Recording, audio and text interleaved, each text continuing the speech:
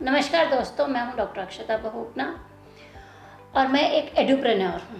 एडुप्रेन्योर यानी एजुकेशनिस्ट जो एंटरप्रेन्योरशिप सिखाता है।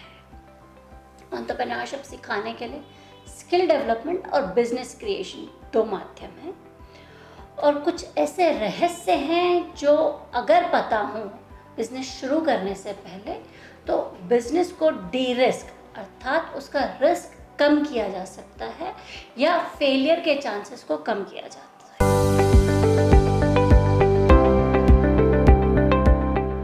लोग कहते हैं बिजनेस रिस्की है। मैं तो मैथ्स पढ़ाती थी तो मुझे तो लगता है बिजनेस प्रोबेबिलिटी का गेम है। अगर आप प्रोबेबिलिटी ठीक से कैलकुलेट कर लेते हैं तो रिस्क का कोई चांस ही नहीं है। आज मैं आपके साथ 9 सीक्रेट्स शेयर करने वाली हूँ जो अगर आपको अपना स्टार्टअप शुरू करना है तो आपको आपके स्टार्टअप को स्केलेबल बनाने में आपको बहुत ज़्यादा मदद करेंगे। पहला, स्टार्टअप एक एंटरप्रेन्योर या एक फाउंडर का तो it's all about you the founder. आपको अपने सेल्फ को पहचानना बहुत ज़रूरी है और उस सेल्फ को पहचानने के बाद एक नीक एरिया पहचानना ज़रूरी है कि आप किस डायरेक्शन में काम कर सकते हैं। बहुत आसान है बोलना कि पैशन होगा तो आप कर पाएंगे। पैशन अकेला काम नहीं करता है और भी बहुत सारी चीज़ें हैं जिसका आपको ध्यान रखना होता है। हमने सेल्फ को आइडेंटिफाई करने के लिए एक सीरीज़ बनाई है जिसकी 5 वीडियोस का लिंक हम डिस्क्रिप्शन में शेयर कर रहे हैं। अगर आपको अपने सेल्फ को पहचानने में कोई प्रॉब्लम है और आप उसे पहचानने के लिए देखना चाहते हैं तो आप हमारे डिस्क्रिप्शन में लिंक के थ्रू उन वीडियोस को देख सकते हैं। तो सबसे पहले अपना सेल्फ पहचानिए। दूसरी बात, आपके अलावा आपका नेटवर्क कौन है, आप किसको जानते हैं, कितने लोगों को जानते हैं, यह भी बहुत ज़रूरी है। क्या होता है, जैसे एक जगह हमने नौकरी करी, कुछ समय बाद हम उनसे जानने वाले लोगों को डिलीट कर देते हैं अपने कॉल लिस्ट से और नए लोगों को बनाते हैं। इस तरह हम अपना नेटवर्क स्विच कर देते हैं एक से दूसरे पे। हमें स्विच नहीं करना है, हमें ग्रो करना है और इसको ग्रो करने के लिए आपको किसी भी कॉन्टैक्ट को डिलीट नहीं करना है, आपको सबके साथ कॉन्टैक्ट में रहना है। आप जिन लोगों को जानते हैं वही लोग आपको किसी ना किसी माध्यम से कभी ना कभी कस्टमर, कंज्यूमर या हो सकता है पार्टनरशिप या हो सकता है किसी और तरीके से कभी काम आए। तो अपनी पहचान सदैव बनाए रखें। इसके लिए आपको लोगों के साथ संपर्क में रहना बहुत ज़रूरी है, आप उनसे कांटेक्ट में रहिए। तीसरा पॉइंट है हार्ड वर्क इज़ की टू सक्सेस। सभी लोग जानते हैं हार्ड वर्क की टू सक्सेस है, लेकिन आपको बर्नआउट नहीं होना है, आपको थक के हार नहीं जाना है। इसलिए जब आप थकने लगें और आपको लगे अब नहीं हो रहा है तो एक छोटा सा ब्रेक लें, सेलिब्रेट करें अपने किसी छोटी सी सक्सेस को और आगे बढ़ें। बहुत ज़रूरी है कि आप अपने को री एनर्जाइज करते रहें, क्योंकि जब आप अपने को री एनर्जाइज करते हैं तभी आप सक्सेस की डायरेक्शन में आगे बढ़ पाते हैं। चौथा पॉइंट, लोग कहते हैं 24 में से 22 घंटे काम करो तो एंटरप्रेन्योर सक्सेसफुल होता है। ऐसा कुछ नहीं है। 22 घंटे हो सकता है किसी दिन आपको 22 घंटे काम करने पड़े, पर वो एवरेज आउट हो जाता है। आपको एक एवरेज मेंटेन करके चलना होता है। रोज़ 22 घंटे काम करना ज़रूरी नहीं है। एक एवरेज बन जाए, आप काम को प्रॉपरली कर पाएँ, ये आवश्यक है। घंटों के चक्कर में अनप्रोडक्टिव काम हो, ऐसा नहीं है। प्रोडक्टिविटी भी होना बहुत ज़रूरी है। 5वां पॉइंट, जब हम अपना स्टार्टअप कर रहे होते हैं तो बहुत सारे लोग हैं जो अपना अपना ओपिनियन लेके हमारे सामने आ जाते हैं। सबके अपने अपने ओपिनियन होते हैं और जब हम अपना स्टार्टअप शुरू करते हैं तो ये ओपिनियन दाता बहुत सारे आ जाते हैं। कई बार तो हमारे अपने बच्चे ही ऐसे ऐसे ओपिनियन देते हैं जैसे हमारा एक्सपीरियंस उनके आगे कुछ है ही नहीं। शायद वो हमारी नुकसान तो नहीं चाहते और अपने होशियारी या अपने इंटेलिजेंस के आधार पर बताते हैं, पर हमें इन ओपिनियंस को सुनना ज़रूर है, सारे मानने नहीं हैं। कोई एक मेंटोर या एडवाइज़र ज़रूर हमारे पास होना चाहिए जो हमें राह दिखा सके, क्योंकि हमारी अपनी चीज़ें जो हमने खुद बनाई होती हैं वो हमें तो अच्छी ही लगती हैं, पर उनके कई बार कुछ अलग पर्सपेक्टिव होते हैं, कुछ अलग थॉट्स होते हैं जो वो कन्वे कर रहा होता है, वो एक दूसरा व्यक्ति बता पाएगा। उसके लिए एक मेंटोर या एक प्रॉपर एडवाइज़र होना ज़रूरी है।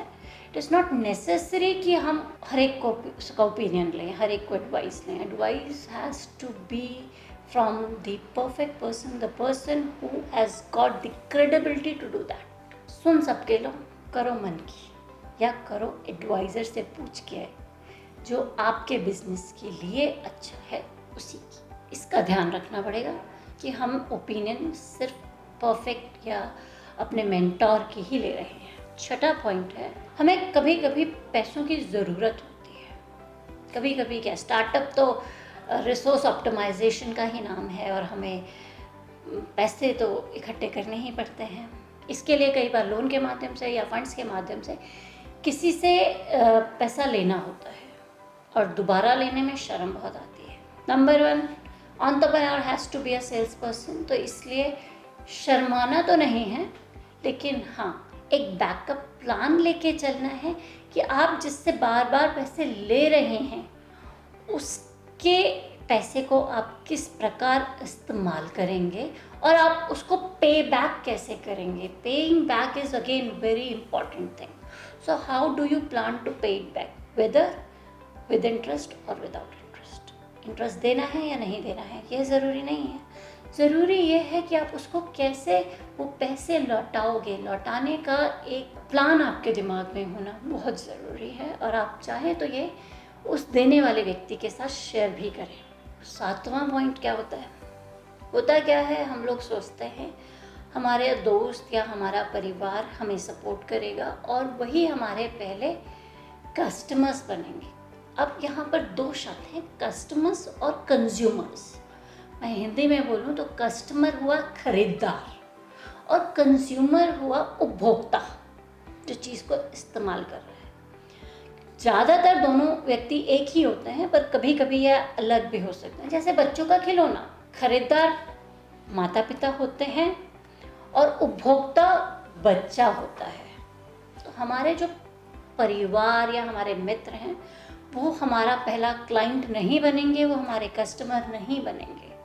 हो सकता है वो हमारे कंज्यूमर बने, पर कस्टमर शुरू में वो नहीं बनेंगे। इसलिए उन पर डिपेंडेंसी, किसी को भी डबल रोल देने की आवश्यकता नहीं है। आप मार्केटिंग पे इन्वेस्ट करें कि आपको मार्केट ही करना पड़ेगा, मार्केट करके ही आपके कस्टमर्स आएंगे।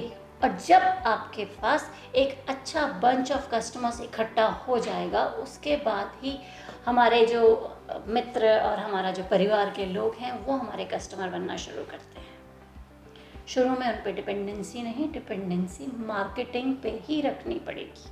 8वां, हमारी ना स्टार्टअप कॉस्ट पे हमें बहुत ज़्यादा ध्यान देना चाहिए। स्टार्टअप कॉस्ट मैं आपको बताऊं, मेरा एक मित्र है जिन्होंने अपना बिजनेस शुरू किया। तकरीबन 25 साल कॉरपोरेट्स में काम करने के बाद अपना जब नया बिजनेस वो शुरू करने गए तो उनको वो इंटीरियर वैसा ही चाहिए था जैसा उनका कॉर्पोरेट में था, जिसकी वजह से उनकी स्टार्टअप कॉस्ट बहुत ज़्यादा बढ़ गई। उनकी खर्चा करने की जो लिमिट थी वो स्टार्टअप कॉस्ट में ही सारी ख़त्म हो गई और वो उसकी वजह से वो अपनी एडवर्टाइजमेंट और मार्केटिंग में बहुत ज़्यादा खर्च नहीं कर पाए।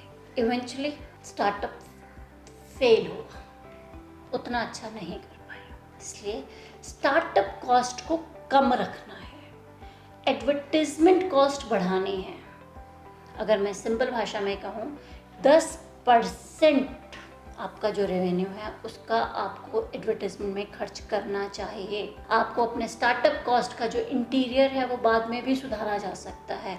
आपको जिस तरीके की जो आपके सपने हैं वो स्केलेबिलिटी में लिए जा सकते हैं। स्टार्टअप के समय स्टार्ट करना, सेल करना, एडवर्टाइज करना, लोगों को अपनी चीज़ों के बारे में बताना ज़्यादा आवश्यक होता है। इसलिए पहला स्टेप एडवर्टाइजमेंट में खर्चा होगा, ना कि स्टार्टअप को ब्यूटिफाई करने में।